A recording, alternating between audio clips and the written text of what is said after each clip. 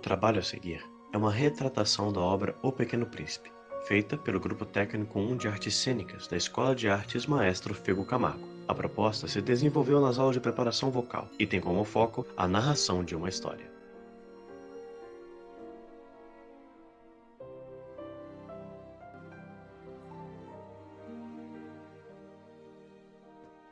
Capítulo 8.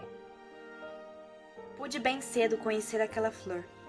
Sempre houvera no planeta do Pequeno Príncipe flores muito simples, ornadas de uma só fileira de pétalas que não ocupavam lugar nem incomodavam ninguém. Apareciam certa manhã na relva e já à tarde se extinguiam, mas aquela brotará um dia de um grão trazido não se sabe de onde, e o príncipezinho vigiará de perto o pequeno broto tão diferente dos outros. Podia ser uma nova espécie de baobá, mas o arbusto logo parou de crescer e começou então a preparar uma flor.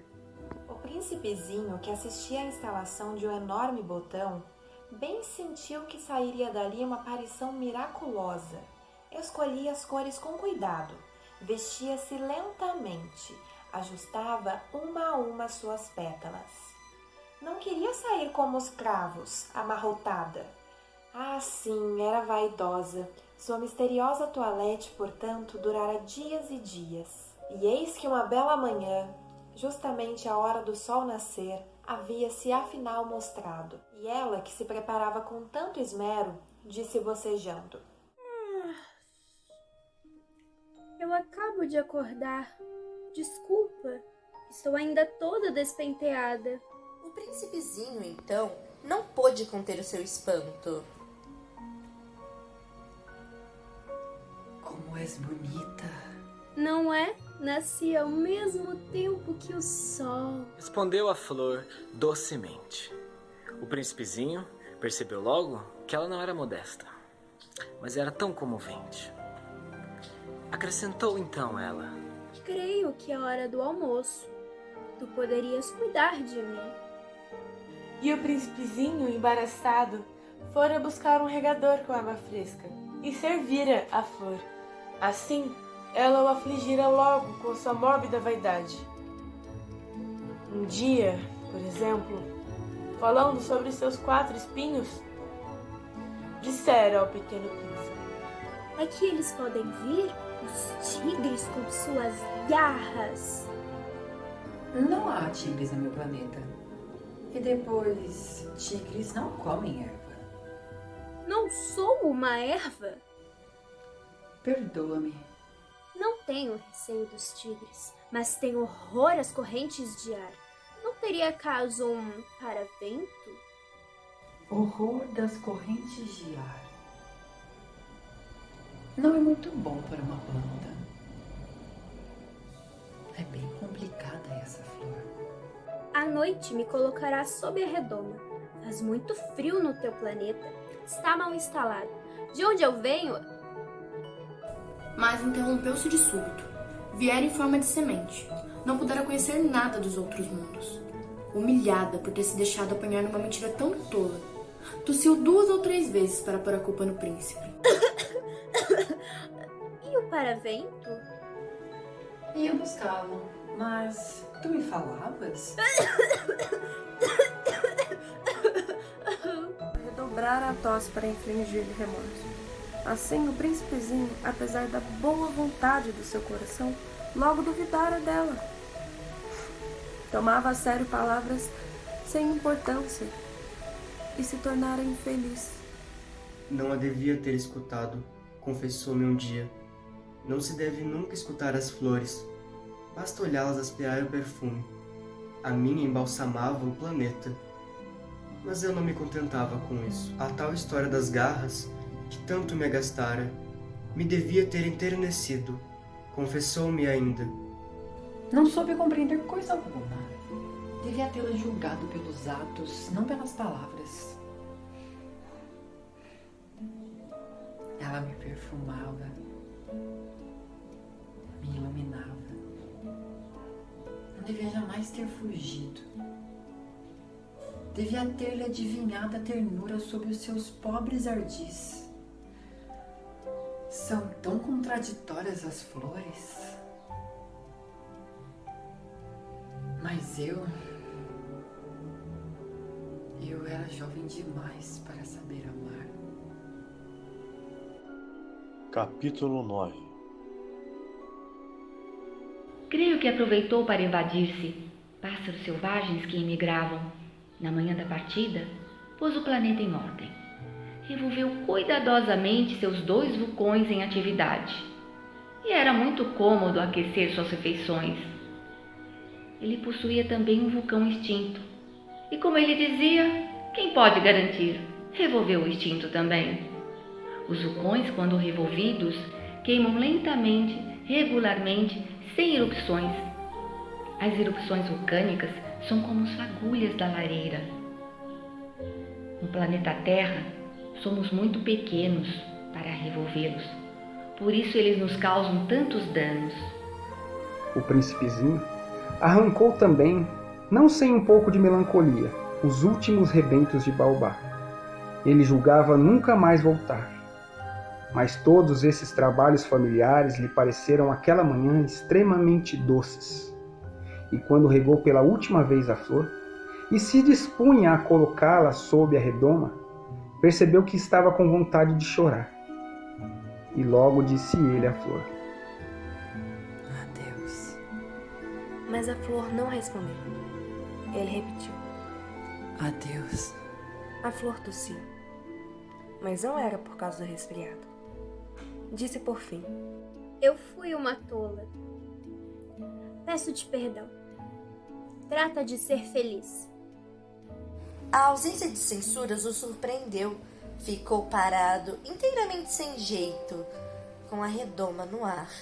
Não podia compreender essa calma doçura, disse-lhe a flor. É claro que eu te amo. Mas foi por minha culpa que não soubeste de nada. Não tem importância. Foste tão tolo quanto eu. Trata de ser feliz. E pode deixar em paz a redoma. Não preciso mais dela. Mas o vento... Não estou assim tão resfriada. O ar fresco da noite me fará bem. Sou uma flor. Mas os bichos... É preciso que eu suporte 2 ou 3 larvas se quiser conhecer as borboletas. Dizem que são tão belas. Do contrário, quem virá visitar-me, tu estarás longe. Quanto aos bichos grandes, não tenho medo deles. Tenho minhas garras. E ela mostrava ingenuamente seus 4 espinhos. Em seguida acrescentou: Não demores assim, que é exasperante. Tu decidiste partir. Vai-te embora. Pois ela não queria que ele a visse chorar. Era uma flor muito orgulhosa. Capítulo 10. Ele se achava na região dos asteroides 325, 326, 327, 328, 329 e 330. Começou, pois, a visitá-los para encontrar uma ocupação e se instruir. O primeiro era habitado por um rei. O rei sentava-se vestido de púrpura e arminho, num trono muito simples, posto que majestoso. Ah, eis um súdito! Exclamou o rei ao dar com o príncipezinho. E o príncipezinho perguntou a si mesmo: Como pode ele conhecer-me se jamais me viu? Ele não sabia que para os reis o mundo é muito simplificado. Todos os homens são súditos. Aproxima-te, para que eu te veja melhor. Disse o rei, todo orgulhoso de poder ser rei de alguém. O príncipezinho procurou com os olhos onde sentar-se, mas como o planeta estava todo atravancado com aquele magnífico manto de arminho, ficou então de pé, mas como estava cansado, bocejou. É contra a etiqueta bocejar na frente do rei. Eu proíbo! Falou o monarca. Logo disse o príncipezinho confuso. Não posso evitá-lo.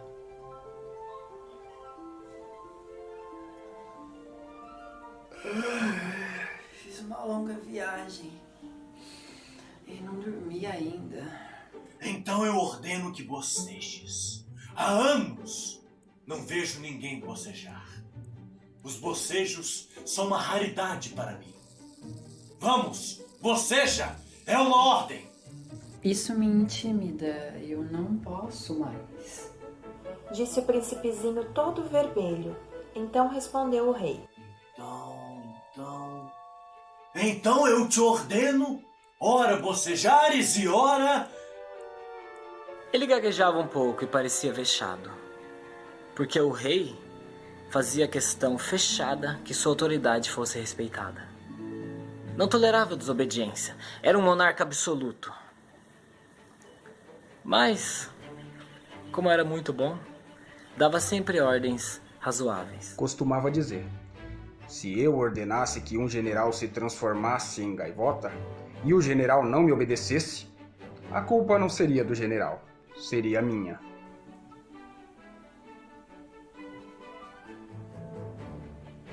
Posso sentar-me? Eu te ordeno que te sentes. Mas o príncipezinho se espantava. O planeta era minúsculo. Sobre quem reinaria o rei? Majestade, eu vos peço perdão de ousar interrogar-vos. Eu te ordeno que me interrogues.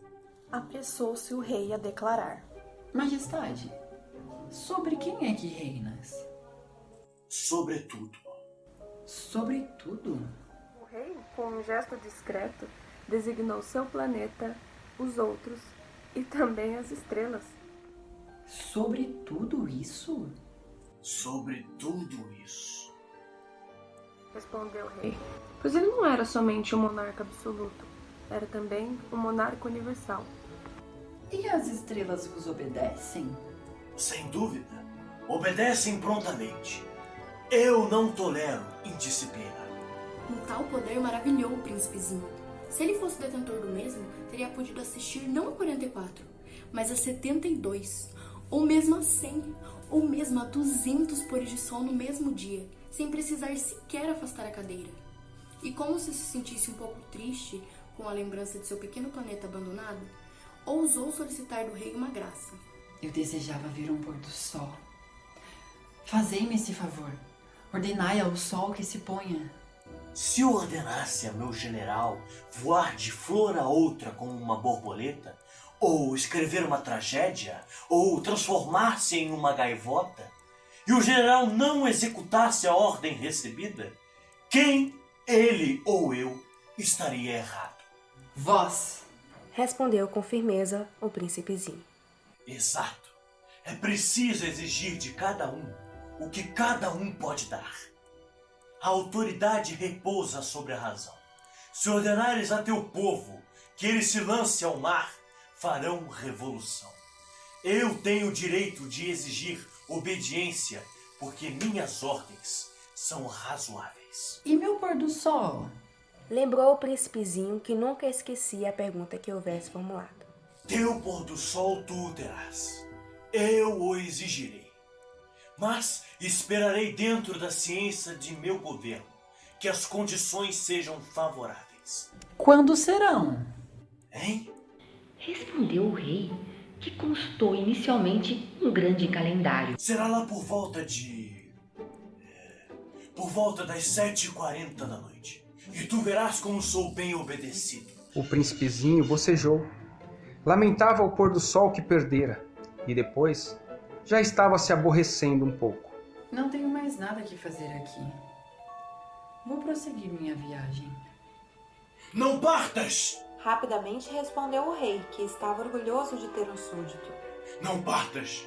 Eu te faço ministro! Ministro de quê? Da justiça! Mas não há ninguém a julgar? Quem sabe? Ainda não dei a volta no meu reino. Estou muito velho.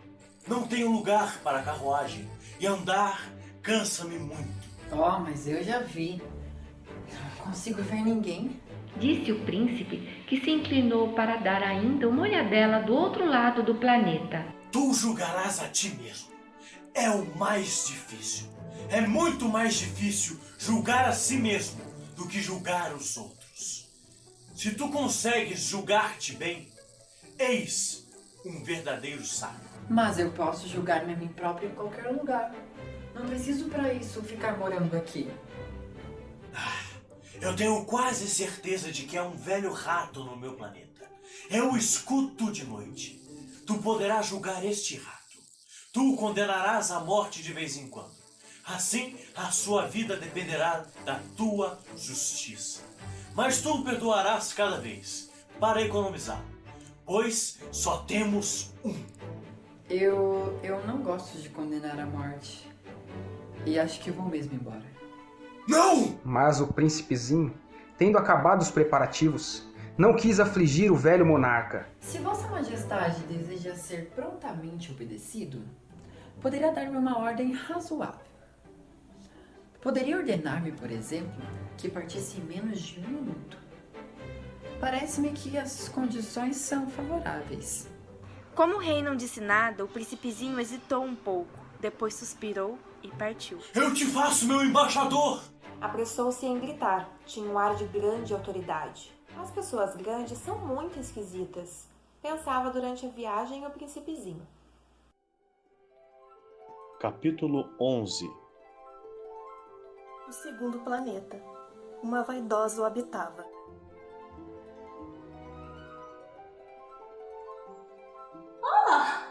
Um admirador vem visitar-me. Exclamou de longe o vaidoso. Mal vira o príncipe, porque para as vaidosas, os outros são sempre admiradores. Bom dia, você tem um chapéu engraçado. É para agradecer quando me aclamam. Infelizmente, não passa ninguém por aqui. Sim? Disse o príncipezinho sem compreender. Logo aconselhou o vaidoso. Bata as mãos uma na outra. O príncipezinho bateu as mãos uma na outra. E o vaidoso agradeceu modestamente, erguendo o chapéu.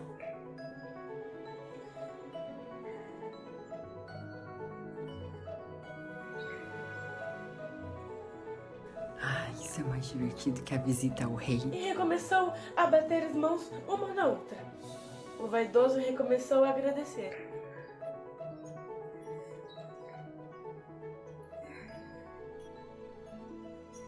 Após 5 minutos de exercício, o príncipezinho cansou-se com a monotonia do brinquedo. E para o chapéu cair, o que é preciso fazer? Perguntou o príncipe, mas a vaidosa não ouviu. As vaidosas só ouvem os elogios. Não é verdade que tu me admiras muito? O que quer dizer admirar? Admirar significa reconhecer que eu sou a pessoa mais bela, mais rica, mais inteligente, mais bem vestida de todo o planeta. Mas só você no seu planeta? Dá-me este gosto. Admira-me assim mesmo. Eu te admiro, mas como pode isso interessar-te? E o príncipezinho foi-se embora.